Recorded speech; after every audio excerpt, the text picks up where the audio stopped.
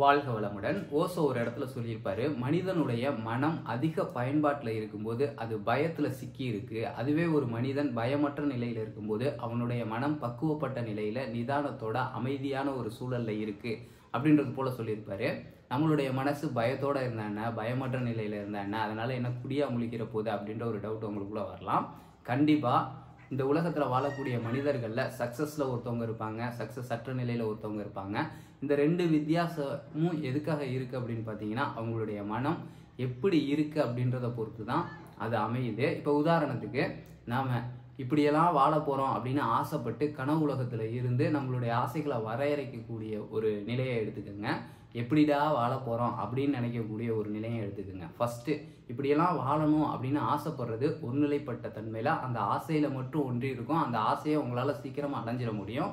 ஆனா எப்படிடா வாழ போறோம் அப்படின்னு பல விஷயங்களை நினைச்சுக்கிட்டு நாம எதை விரும்புறோம்னு கூட நமக்கு தெரியாம பல விஷயங்களை போட்டு குழப்பிக்கிட்டு இருக்கக்கூடிய ஒரு மனநிலை எதையுமே அடையக்கூடிய தகுதி நிலை இல்லாம தான் இருக்கும். அதுக்கு முக்கிய காரணம் ஒரு மனிதனுக்குள்ள இருக்கக்கூடிய பயம்தான்.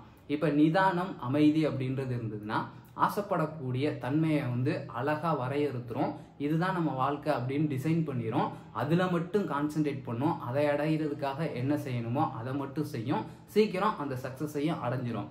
அதுவே பயம் இருந்ததுன்னா எது நமக்கு வேணும்ன்றது கூட நமக்கு தெரியாது, என்ன பண்ணணும்ன்றது கூட நமக்கு தெரியாது. இந்த மனம் என்னெல்லாம் பண்ணலாம் அப்படின்னு சொல்லிட்டு பல விஷயங்களை போட்டு குழப்பிக்கிட்டு அதுலேயே சிந்திச்சுக்கிட்டு உருண்டு ஓடிக்கிட்டு இருக்கும்.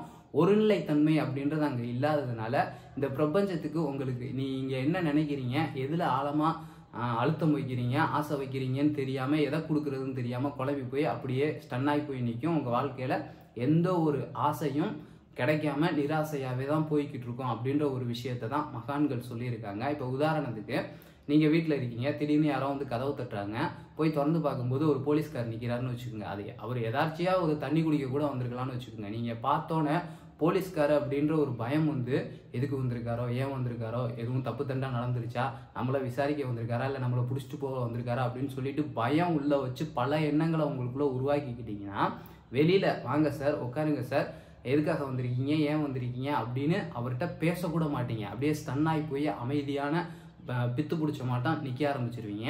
இதனால நீங்க தப்பே பண்ணாட்டாலும் அவருக்கு உங்க மேல டவுட் வர்றதுக்கான வாய்ப்புகள் அதிகமா இருக்கும். அதுவே உங்க மனம் அமைதியா நிதானமா இருந்துச்சுன்னா அவரை உள்ள கூப்பிட்டு எதுக்கு, ஏன் வந்தீங்க, என்ன விஷயம் அப்படின்றதெல்லாம் டீட்டெயிலா தெரிஞ்சுக்குவீங்க. இப்போ ஒரு பையனை கூட எடுத்துக்கோங்க, ஒரு மாணவனை எடுத்துக்கோங்க. பயம் இருந்தது அப்படின்னா பரீட்சை எழுத போகும்போது அவன் படிச்சிருந்தாலும் படிச்ச விஷயங்கள் எல்லாமே மறந்து போயிடும். ஐயோ பரீட்சை வந்துருச்சே, நமக்கு படிச்ச மாட்டோம் கொஸ்டின்லாம் வரப்போதா, இல்லை படிக்காத விஷயங்கள்லாம் வரப்போதா, அதை எழுதி பாஸ் பண்ண போறோமா, பாஸ் பண்ண மாட்டோமா அப்படின்ற மாட்டம் பல விஷயங்களை போட்டு குழப்பிக்கிட்டு இருக்கான்னு வச்சுக்கோங்க. அவனால கிளியரா அந்த தேர்வுல தேர்ச்சி பெற முடியாது. படிக்காத ஒரு பையன் பயமற்ற நிலையில அமைதியா இருந்தானா அவன் கேட்டது பசங்களோட பார்த்து பேசி பழகி உள்வாங்கிக்கிட்ட விஷயத்த ஏதோ ஒரு வகையில கதையடிச்சு கூட அவனுக்கு தகுந்த மாட்டம் ஒரு மார்க்கை எடுக்க முடியும். அதனால இந்த பயம் அப்படின்ற ஒரு விஷயம்தான் நம்ம மனசை பதட்டப்பட வச்சு பல விஷயங்கள்ல பல எண்ணங்கள்ல சிக்குண்ட வச்சு ஒரு எண்ணத்துல எண்ணியவை எண்ணியாங்கு எய்துறதுக்கு முடியாத அளவுக்கு, அந்த எண்ணத்துக்கு வலு சேர்க்க முடியாத அளவுக்கு பலவீனப்படுத்தி நம்மளை பாதாளத்துக்கு தள்ளுது அப்படின்ற ஒரு விஷயத்த எப்பவுமே ஞாபகத்துல வச்சுக்கோங்க. இப்போ உதாரணத்துக்கு நம்ம இப்படியெல்லாம் வாழணும் அப்படின்னு டிசைட் பண்ணிட்டீங்கன்னா உங்ககிட்ட பயமே இருக்காது. அந்த வாழ்க்கைக்காக நீங்க அழகா உருண்டு ஓட ஆரம்பிச்சிருவீங்க. ஆனா எப்படிடா வாழ போறோம் அப்படின்ற மாட்டம் பயத்துல நீங்க இருக்க ஆரம்பிச்சீங்க அப்படின்னா என்ன பண்றதுன்னே தெரியாது, என்ன சிந்தனை உங்ககிட்ட வருதுன்னே தெரியாது. ஒரு பிரச்சனை இருக்குன்னா கூட அந்த பிரச்சனையை இப்படி சரி பண்ணலாம் அப்படின்ற சொல்யூஷனை கண்டுபிடிக்கணும்னா மனசுல அமைதி அப்படின்றது ரொம்ப முக்கியம். இந்த அமைதியற்ற நிலையை கொடுக்கக்கூடிய ஒரு விஷயம்தான் இந்த பயம். இந்த பயம் வந்துருச்சுன்னா பதட்டம் வந்துடும். அதனால அமைதி அப்படின்றது நம்ம மனசுல என்னைக்குமே இருக்காது.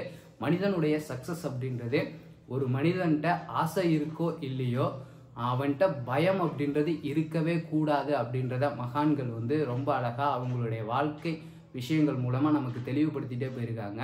உங்ககிட்ட பயம் இருந்தது அப்படின்னா அதை உடனே தூக்கி எறிஞ்சிருங்க. அந்த பயத்தை வச்சுக்கிட்டு நம்மளால பயணப்படவே முடியாது அப்படின்றத என்னைக்கும் ஞாபகத்தில் வச்சுக்கோங்க. இந்த தகவல் உங்களுக்கு பயனுள்ளதா இருக்கும்னு நினைக்கிறேன். இந்த தகவல் பற்றிய உங்களுடைய கருத்துக்களை கீழே கமெண்ட்ல சொல்லிட்டு போங்க. இதே போல இன்னொரு வீடியோவில் உங்களை சந்திக்கிறேன். வாழ்க வையகம், வாழ்க வளமுடன், குருவே துணை, குரு வாழ்க.